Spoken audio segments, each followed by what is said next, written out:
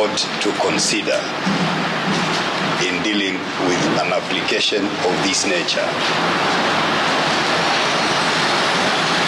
is not very different, or in other words, they are similar to the principles that the court considers when dealing with the exception to bail under Section 123A of the Criminal Procedure Act.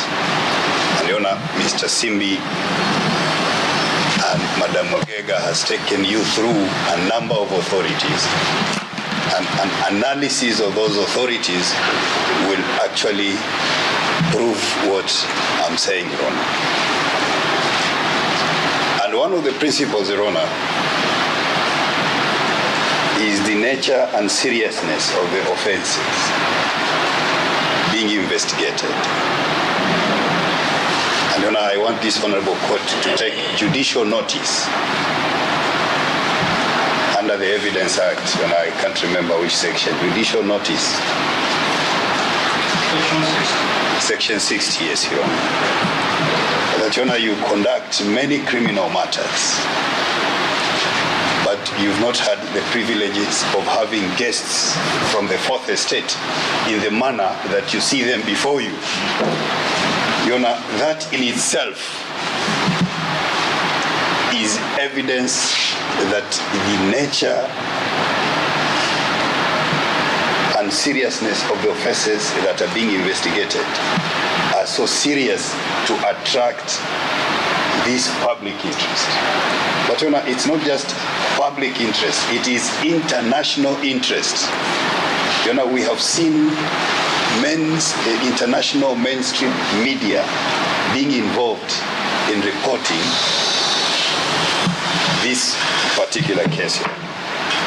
So Your Honor, it is in the interest of the victims' families that in order to allow for proper investigations so that ultimately justice is served, the application need to be granted, Your Honor. Your Honor, number two, my learned senior colleague, Mr. Olekina, has told you about the condition of the rescued victims from Shakahola forest. Your Honor, to emphasize those submissions, Your Honor, some of the victims have been taken or they are undergoing counseling.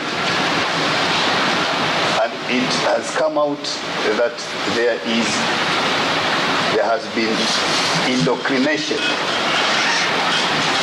and stupefaction of those victims to the extent that it changed their state of mind. And they were no longer in control of their mental faculties. And it is the suspects who are in control of their thinking and actions. Well, if you look at the law, that in itself amounts to criminal offenses. Your Honor, if the suspects are released,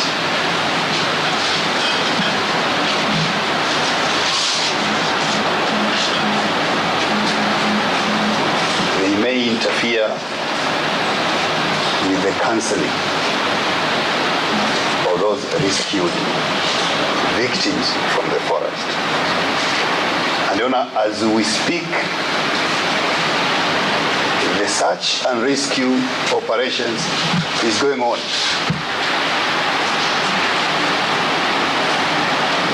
Your Honor, we have a number of complaints. We have been to the forest. There are many families within the Republic and without the Republic, internationally.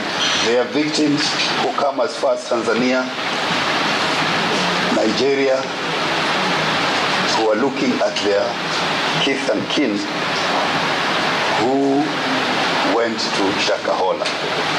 It is the victim's prayer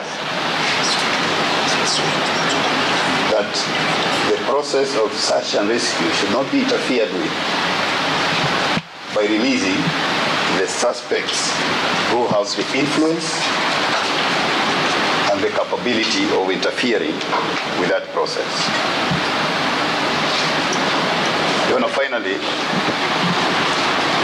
we have seen, again, you take judicial notice, we've seen from the media that members of public have become so incensed that they have attacked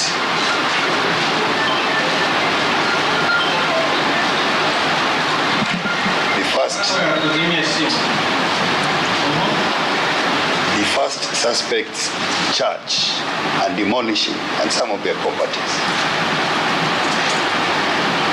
Your Honor, the victim's family are apprehensive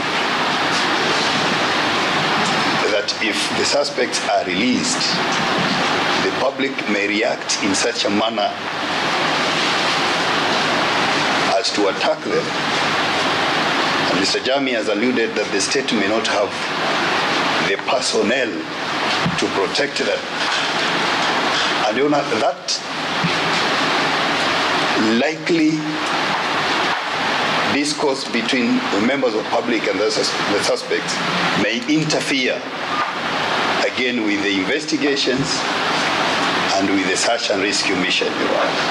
So for their own safety, it is